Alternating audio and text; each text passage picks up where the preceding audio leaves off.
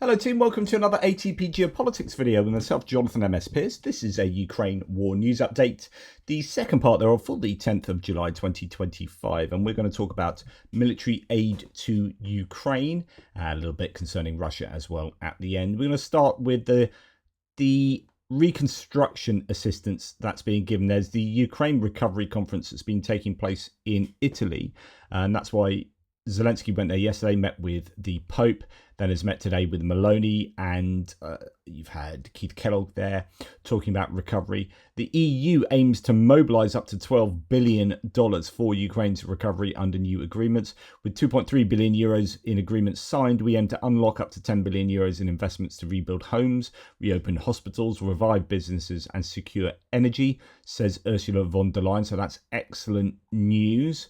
I don't know when the time frame for the kind of recovery investments and apportioning of the money would be. The Netherlands is going to allocate 300 million euros for the reconstruction and strengthening of Ukraine in 2025 and 2026, according to the foreign minister. And that was said in Rome today, or may have been actually yesterday that they announced that, actually. But anyway, no, that's coming from today. Switzerland said they will allocate nearly $6.3 billion for Ukraine's reconstruction, according to President Zelensky. And that's pretty phenomenal. That came on the 7th, 3 days ago.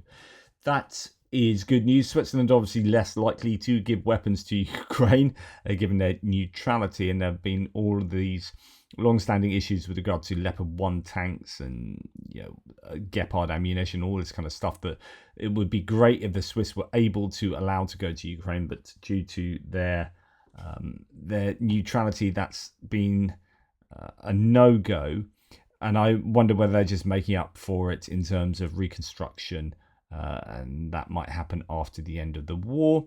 Now, German Aid to Ukraine reports that the Federal Ministry for Economic Affairs and Energy in Germany has just reported that they plan to invest a further 30 million euros into the Ukraine Energy Support Fund, through which spare parts and equipment for destroyed energy infrastructure in Ukraine is being financed.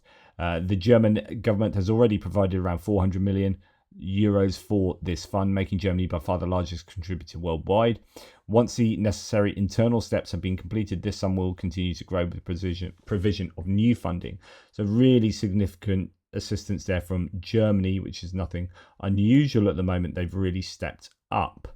Okay, now we're going to go on to military aid. Well, actually, not quite yet. Ukraine has received another 1 billion euros from the EU from the proceeds of frozen Russian assets, according to the Prime Minister.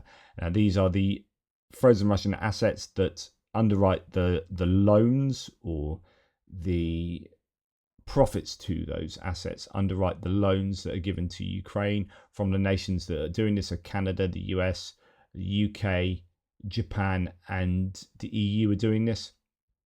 These loans are given to Ukraine, and then rather than have Ukraine pay back the money for the loans, they take it from the profits from the frozen Russian assets. That million euros, I guess, can be spent on anything. I don't know what the stipulations are, so it might end up being spent on military hardware. I know the last tranche didn't. I think they were talking about going into general funding for the government, but I'm not 100% sure. The EU is considering a 100 billion euro fund to support Ukraine in its next 7-year budget, set to begin in 2028, according to Bloomberg. I reported this in my hits and losses just at the end to say, this is big. The proposal is still under discussion, aims to ensure long-term financial aid as Ukraine's war with Russia drags on. And like I've talked to you many times before, there's no point having an army fighting a war on the front line if your entire society collapses behind you.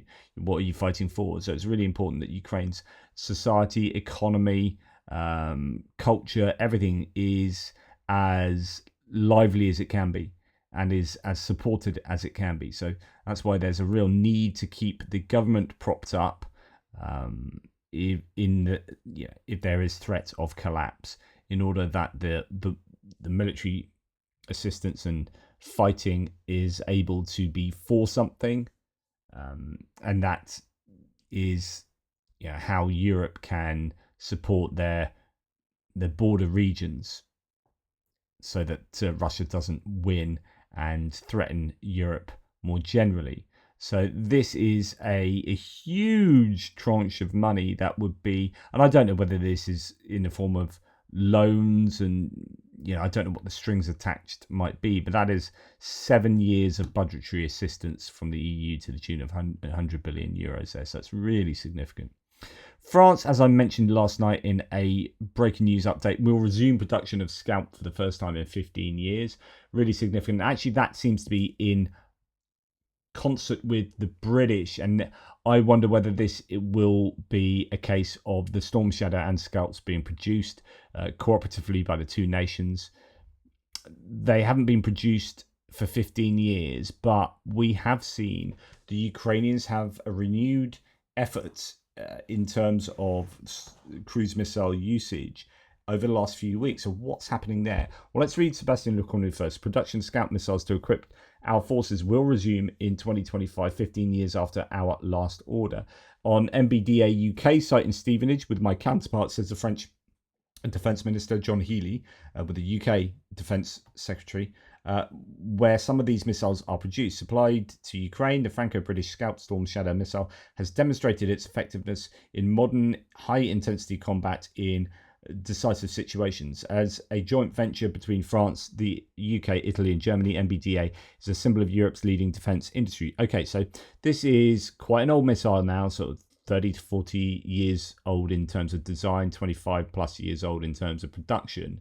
The production was halted for the main missile, it seems, 15 years ago. There have been midlife updates that have been manufactured, or you don't make a midlife update. You take the missile in and then you just upgrade the existing missile. So they've been taking the existing stocks in and been doing that in the meantime. There have also been production, I think, of certain export varieties of this. Well, the Black Shaheen is one that has been exported to the UAE, and I have a feeling that those Black Shaheens are what the Ukrainians are getting hold of at the moment to use. So the UAE is changing over its planes, and as such would be phasing out the planes that use these missiles, the Black Shaheen export variety of the Storm Shadow SCALP. And there was rumors that the UAE might be a source of cruise missiles for the Ukrainians, and I think it's speculation, but I think that's what's been happening. And that would be really good news for the Ukrainians, because Benny Pipe was telling me this morning he did a whole load of research on this sometime back using loads of AI and tools and trying to gather as much information on this as physically possible.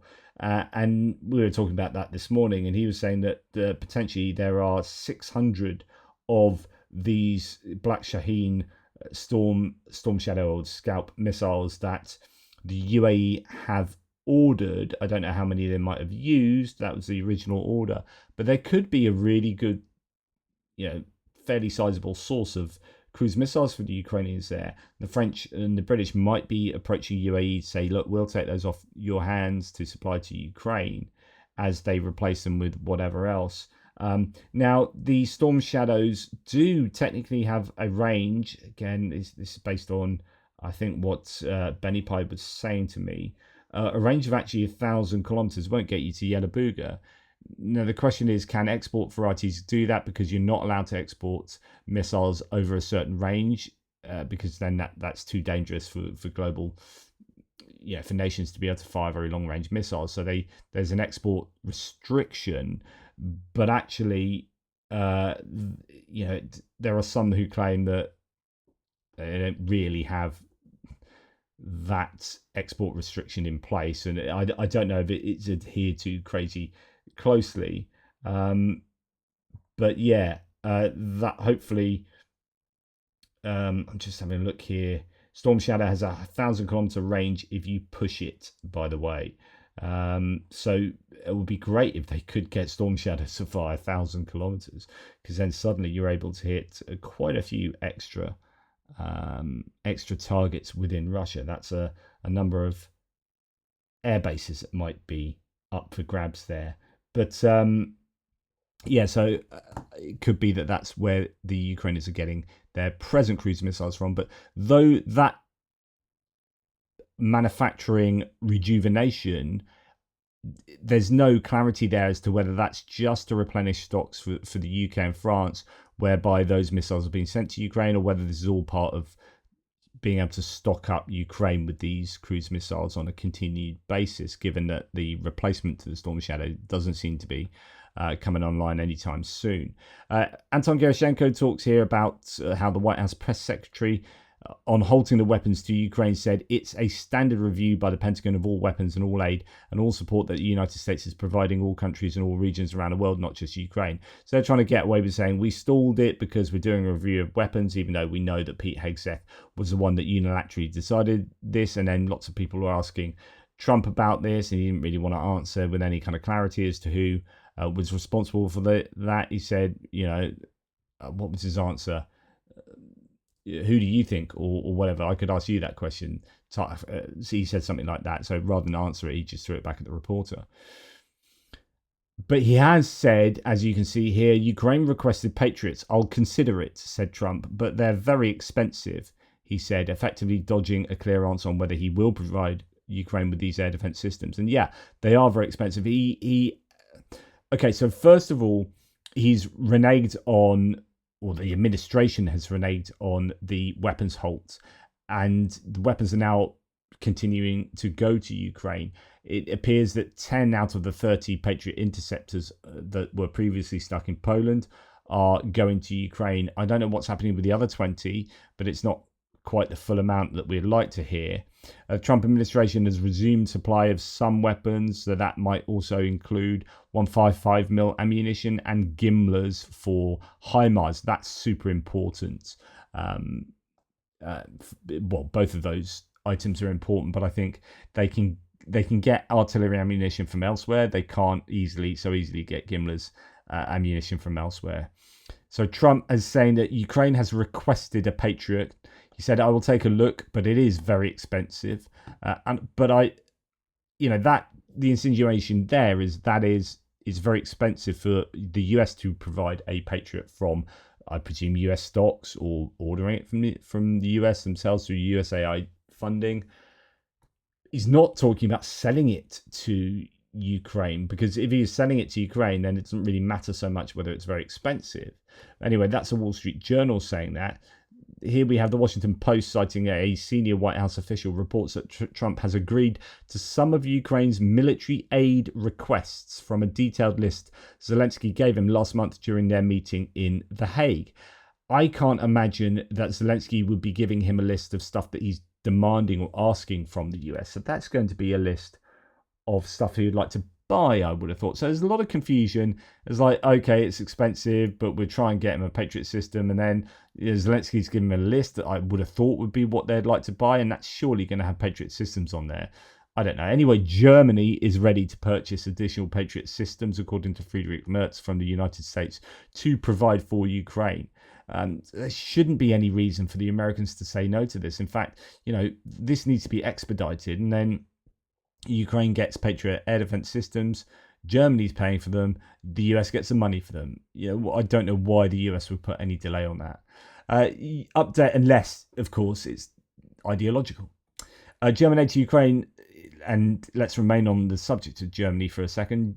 There's been an update on German deliveries of loitering munitions. So Hartpunkt is reporting that Simon Brunjes, the vice president of sales for Helsing, has stated to journalists that Helsing has delivered 1,950 HF-1 loitering munitions to Ukraine, which is about half of all HF-1s firmly contracted by Germany. So they delivered half of them to Ukraine at the moment. That's a plus of 900 loitering munitions since April 2025, when the German government had stopped disclosing military aid. So Brunjes also stated that some HX-2 loitering munitions were also delivered to Ukraine operators for qualification purposes. So the HX-2, if you remember, are upgraded versions of the HF-1 in terms of range, I think in terms of AI. So there's AI capabilities for these HX-2s. Should we have a look at the HX-2 drone for Germany, just to remind ourselves of that? So this is Helsing's AI strike drone. That's the imagery that you've already seen a little bit of here.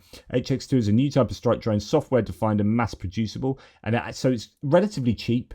All things considered, HX-2 is capable of engaging artillery, armored and other military targets at beyond line of sight range, up to 100 kilometers, so really good range. It uses AI. It's not crazy expensive. Onboard artificial intelligence ensures that the HX2 is immune to hostile electronic warfare. EW measures through its ability to search for, re-identify and engage targets even without a signal or a continuous data connection. A human operator stays in or on top or on the loop for all critical decisions. Now, we haven't seen too much footage of this or the HF1 really. One would hope that that's because they are keeping a very tight lid on this, and there's OPSEC. Sometimes it can be because actually they're not that good. I was wondering about the Switchblade 600, about whether we didn't see much of that until relatively recently being used, and thinking that actually they had to go back to the drawing board, that it wasn't as effective. But some have been saying that actually they put a restriction on not showing, the Americans put a restriction on not showing any Switchblade 600 strikes, that they couldn't upload them to social media. So it might not be that they weren't operating so well, but it's actually because they weren't allowed to publish the videos, but for some reason they are now. Anyway, I've not seen too much evidence of these being used, but I assume they are going to be pretty decent bits of kit that the Germans would, want Ukraine using as much as possible, because then obviously that will stimulate their own economy and put these in the international psyche, I guess. Anyway, Brunier has also stated that some HX2 munitions are also delivered to Ukrainian operators. It's expected that at least 6,000 HX2s are going to be delivered to Ukraine, in addition to the 4,000 HF1s. So 4,000 HF1s in total, and they've delivered 1,950. So they've done about half of the HF1s, and they've still got all of those HX2s to go. Once a binding funding commitment from the German government has been received. So still issues about all of them being funded. Right, Sweden has committed $500 million to artillery ammo in biggest munitions boost since the Cold War. This is Breaking Defense reporting that one agreement with Rheinmetall, Denel Munition, includes shells and propellants for Sweden's Archer artillery system, while a separate framework deal with Nordic manufacturer Nammo Sweden involves 155mm high explosive extended range shells. So this is a case of Sweden really ramping up its investments into munitions, the biggest one since the 1980s, and the contracts ensure deliveries of shells starting in 2025, bolstering the Swedish Armed Forces endurance and securing critical supplies. I don't know that any of this is necessarily going to Ukraine. Ukraine's requested replacements for the 8 Archer systems actively used for an extended period. The decision allows the Swedish Defence Materiel Administration to expand an existing order of gun barrels already in production for both Ukrainian and Swedish Archer systems, and implements parts of Sweden's previously announced aid packages for Ukraine. I don't know whether these shells are going to end up going to Ukraine or to backfill the shells that have already gone to Ukraine, but this will no doubt help Ukraine by at least some knock-on effect. Real ramping up. I was seeing a tweet someone did yesterday where they're saying, everyone keeps moaning about Europe in terms of production of shells compared to, say, the US and what's needed. But actually, if you look at Nammo and BA Systems, and is it KNDS, etc., Rheinmetall, there is quite a capacity in Europe now. The investment has eventually got there, it is getting there. It's never quite as quick as you'd like it. Now, Ukraine, and we are hearing this today, and the UK have penned a deal for Thales air defence missile supply, probably made in Northern Ireland. I know that's where they make, in Belfast, they make the ATGMs for these EN laws. but this will be more the Martlet and the Starstreak short-range air defense missiles. UK is committed to producing Thales-produced missiles for Western air defense systems used in Ukraine over the next 19 years in a £2.5 billion or $3.1 billion project. We hear that the UK has announced this major defense agreement with Ukraine, set to be signed at the Ukraine Recovery Conference. Under the £2.5 billion 19-year deal, more than 5,000 of these Thales air defence missiles will be delivered to Kiev. The UK also placed £283 million in aid for 2025, plus funding for governance reform. So a whole wide slew of areas to support Ukraine there. Now, Kiev Independent reports that Lithuania and Finland are pivoting towards landmine production, potentially supplying to Ukraine. According to Reuters, Lithuania and Finland plan to begin domestic anti-personnel mine manufacturing in 2026, Reuters reported yesterday. So that's Lithuania and Finland there. And then we hear that that they will begin production once they complete their withdrawal from the Ottawa Convention. So this is something a number of countries are doing. They're pulling out of humanitarian landmine treaties, banning anti-personnel mines worldwide. And they're doing that because this war has shown us that really, functionally, nations need to use mines. They are horrible when you go into peacetime. There's an awful lot of clearing up that needs to be done, and people can have their limbs blown off by mines and die, etc., etc. And yet they are such important munitions for the war. This war has shown us time and time again that mines are just doing a phenomenal amount of work in degrading both sides, but particularly the Russian side in terms of materiel.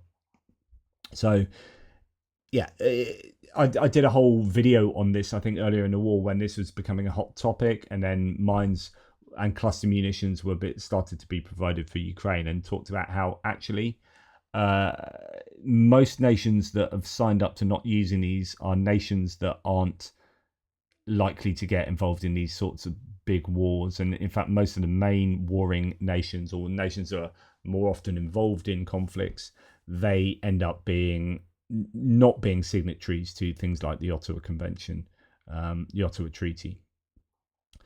We are going to spend hundreds of millions of euros on anti-tank mines, but also on anti-personnel mines, said the Lithuanian Deputy Defence Minister, Karolis Aleksa.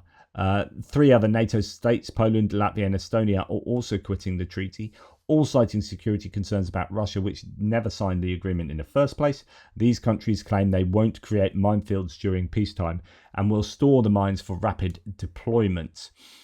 Czechia will train 8 Ukrainian F-16, well, it will be foreign, F-16 pilots by the end of 2026. That's another 8 pilots for next year. The program, run by LOM Praha, includes 150 hours of flight training and will be fully funded by the Czech government. So that's good news. Although someone says there's probably a mistake or mistranslation, as the original text states that the pilots ought to be trained by the end of the current year, i.e. 2025. That would make much more sense. So it could well be 2025 that is relevant for. That would certainly, be preferable. Czech arms manufacturer Excalibur Army. So these guys have been heavily involved in supporting Ukraine. They were the entity that upgraded a whole bunch of T-72 tanks that came through Czechia earlier on in the war.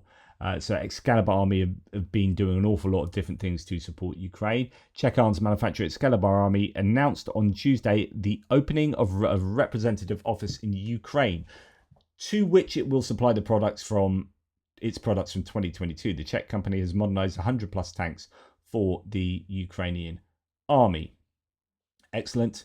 And then we hear from Poland's Andrzej Duda, who is the outgoing president I don't know if he's outgone actually, president of Poland, part of the PIS, the Law and Justice Party. He says if someone doesn't like it, we'll close it. And he's talking about, evidently there's some issues in attitudes toward the key military aid hub Poland is the main conduit through which aid goes. And he's expressed frustration over Poland's exclusion from key international discussions on aid deliveries through its territory. This is our territory. If you want to be delivering stuff to Ukraine and you're assuming it's going to come through us, then you need to include us in the meeting. So maybe a bit of a spat going on there between other nations.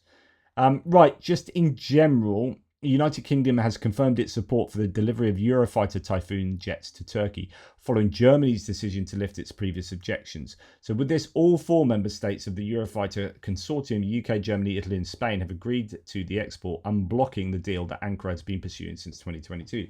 So Ankara has F-16s, it wants F-35s, I think. It's had F-16s green lit to them, and it's now got Eurofighter Typhoons green lit to them. So Turkey plans to acquire up to 40 new fighter jets, including used Tranche 1 aircraft from the UK and new Tranche 4 variants. The Eurofighter Typhoon remains one of the most advanced fighter jets in Europe, capable of performing a wide range of missions, from achieving air superiority to conducting precision strikes on ground targets. The agreement with Turkey also carries significant political weight following its exclusion from the F-35 program. So I think it's got F-16s allowed, but not F-35s. It's been excluded from that, so it's taking on these Eurofighters. Ankara has been actively diversifying its weapons procurement, and this deal strengthens both European industrial cooperation and political ties with NATO. Now, what's important to understand here as well is I think the UK has just stopped its production of Eurofighter Typhoons. So these won't come from the UK manufacturing facilities because they're starting to ramp up production for the new Tempest. That's UK, Italy, Japan, I think there's some others, starting to produce the 6th generation fighter. So it's beyond like the F-35. It is hopefully will be an incredibly capable plane. In fact, arguably the most capable plane in the world. And the UK might be, I think it's now starting to move its production over to that, away from the Eurofighter. So that means that other European nations would have to pick up the Eurofighter production. Now, talking about Helsing, we've already talked about their HX2 and HF1 drones using artificial intelligence. They have claimed that the AI system rapidly outpaces human pilots in experience, racking up an equivalent of 1 million flight hours in just 72 hours of simulated learning. And that is leading them to say that European AI defense, fully autonomous fighter jets could be operational within years and not decades. So at the moment, the general consensus is that you'll have fully operational AI fighter jets in decades. Helsing is saying, nah, we're going to move that 40 years now. Munich-based startup recently completed 2 test flights where its Centaur AI controlled a Gripen E fighter jet over the Baltic Sea. I reported on that. You've also had Turkey playing around with, and I think it's Baykar that's doing that, the Bayraktar drone manufacturer, run by the son-in-law of Erdogan. They are playing around, I think, quite a lot with AI fighter jets. Anyway, the Gripen E fighter was piloted over the Black Sea with a human pilot on board as a backup, but it had a successful AI flight. And they're saying, no, we're only years away from getting this happening. Interesting. Now, Shashank Joshi says from a government here declaration, a newly signed declaration will state for the first time that the respective deterrents of UK and France are independent but can be coordinated, and that there is no extreme threat to Europe that would not prompt a response by both nations. Now, as I think I've got in my geopolitics video coming whenever I do that next, the UK and France are working towards common nuclear deterrence. They are, I think we just signed a deal together, which essentially is a step away from US dependence. And it's like the nuclear umbrella for Europe might well now be provided by the UK and France together. And with I think the buy-in from other European nations to come in under an umbrella of the UK and France rather than dependence on the US. Although in the UK our nuclear deterrence is somewhat dependent on the Americans for maintenance in terms of the missile itself, but also for carriers. I think we're now going into having F-35, having an air launch capability, because we don't have an air launch nuclear capability at the moment. We phased that out. Now it's going to come back in, and it's going to be, I think, the F-35 that's going to be doing that, which is why I think we're still getting a bunch of F-35s from the US, because we need that nuclear capability to be air launched. And it's only, I think, the F-35 that can offer that for us, realistically. Okay, Defmon here saying, this is pretty cool. A drone rescuing a kid from a river in Vietnam. Also pretty sure this drone used to spray pesticides on crops. Drones can be used for so many things. So this is, the reason I'm showing you this is because it's pretty incredible. And these drones, these big drones, can lift quite a weight. Okay, that's not a soldier with all this kit on and whatnot, but you have a kid who has been saved from a river by being lifted by a pretty heavy-duty drone there. And yeah, earlier on in the war, the UK were, what was it called? It was something like, it wasn't Martlet, but it was something like that. We had a big drone that was being developed to lift casualties, and I think we were talking about getting that to Ukraine. I don't know what's happened about that. There it is, a Malloy drone. Yeah, so that's the UK's version of it, the Malloy drone. That looked very similar to what we just saw, actually. I wonder if that's the drone in Vietnam, a British drone that's being used there. Anyway, you might see that in Ukraine, might already be in Ukraine, who knows. Okay, now on to where do we get to? We're on to the next section, which is Russia. So what do we have in the Russian section? Russia now produces over 5,000 long-range drones and decoys. Over 24,000 drones have hit Ukrainian cities since early 2025. I did the calculations on this morning when I talked about this. 5,000 long-range drones a month is something like, I don't know, 160 something drones a day production. Now, we'd already heard that Russia was producing between 3 and 350 of these sorts of drones, according to Zelensky recently. So, and then we heard another number, then we heard 500 a day, and then we heard this and that, all sorts. And of course, yeah, Russia sent in 700 and whatever of them, 728 of them, was it? The other night. But that doesn't mean they can produce that per night. The question is, what can they actually produce a night at the moment, or a day? I don't know, because there are all these different numbers that are being thrown around. The conclusion for me is that they can make a shed load of them, and Ukraine's number one objective must be taking out facilities like Yelabuga and whatnot. These drone manufacturing facilities should be target number one for the Ukrainians. Now, Iran is buying Chinese air defense systems after the Russian S-300 has been seen as a failure. So that is referring to their experiences in Iran with shooting down Israeli planes and indeed American planes that went and did the bombing run. Iran buys now Chinese air defense systems, sticking two fingers up, I guess, to the Russians there, which is Russians, one of their main allies, the main partners in that axis of evil. Su-35 will be put aside. Iran considers buying the J-10C fighter jets from China instead of Russian jets as well. So we saw in Iran that their air defense and their jets did nothing.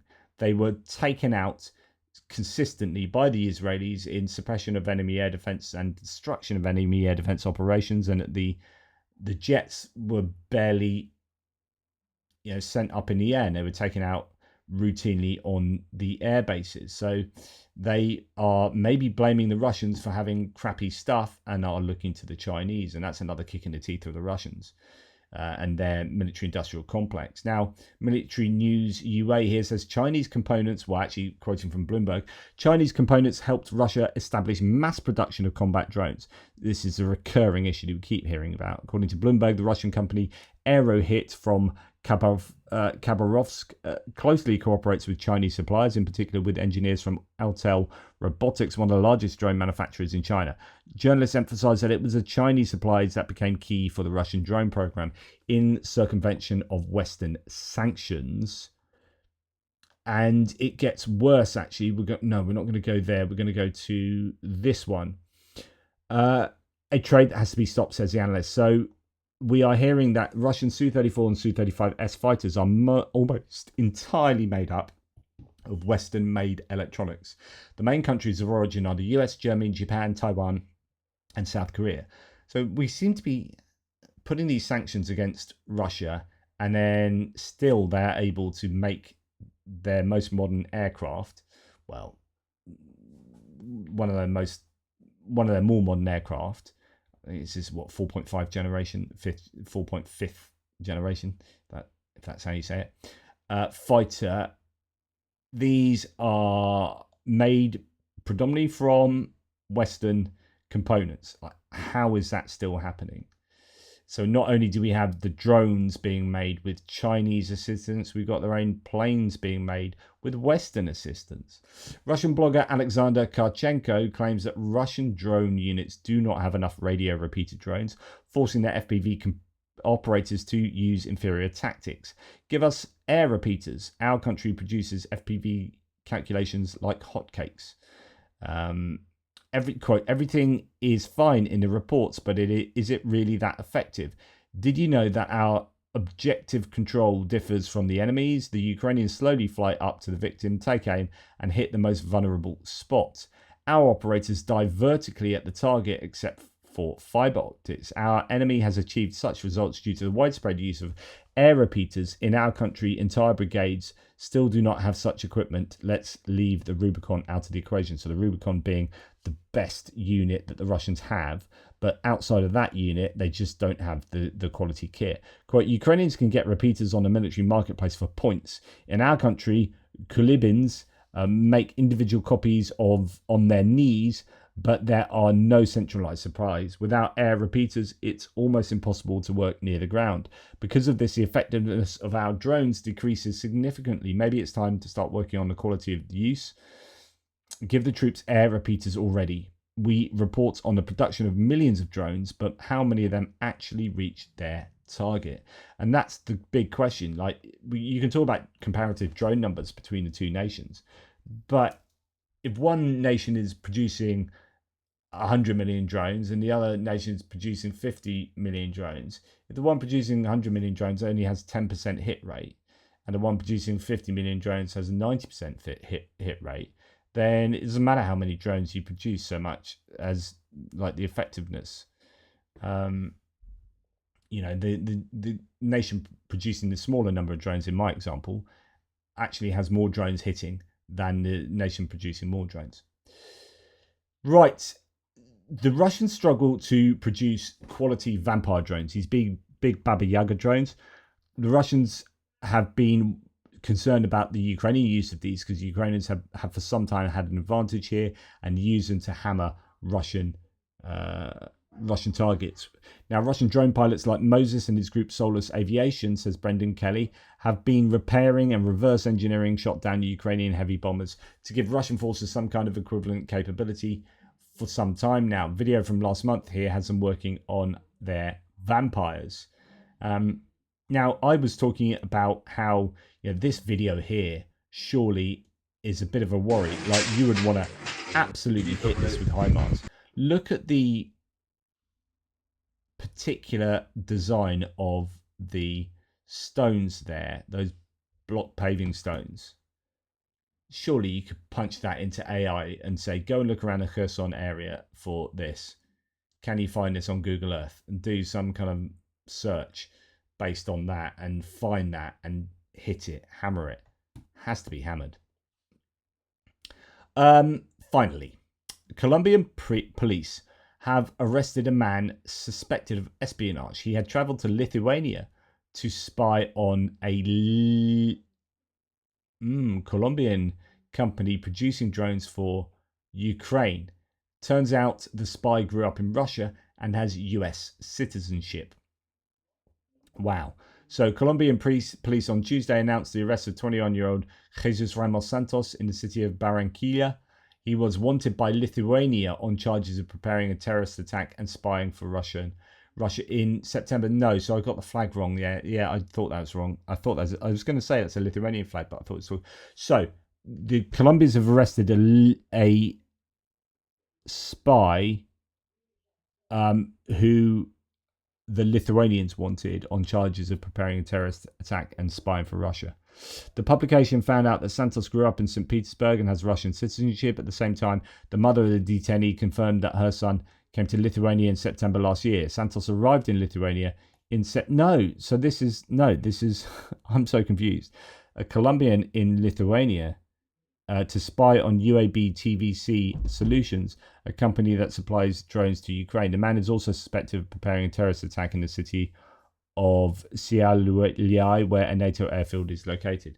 Anyway, Colombian police, I figure, therefore, have arrested on behalf of Lithuania someone who has been spying for the Russians. Something like that. Who knows? The person's been arrested, and that's what it looks like. There you go. Good stuff. Okay, thank you very much for watching. Really appreciate your support. Thanks for all of your support in all the different ways. Thank you to the mods on my live streams and on my threads. Thank you to super chatters. Thank you so much to the members. And I've done a members video on the two-finger salute and the history and the origin of the two-finger salute, because it came up in one of my videos. I then botched the explanation, the urban myth explanation for it. Loads of you like, no, you're wrong. And I was like, yes, I am wrong. My brain just had a brain fart. So I did just randomly, for no reason at all. I just thought it was interesting. I'm interested in it, so I'm going to make you interested in it.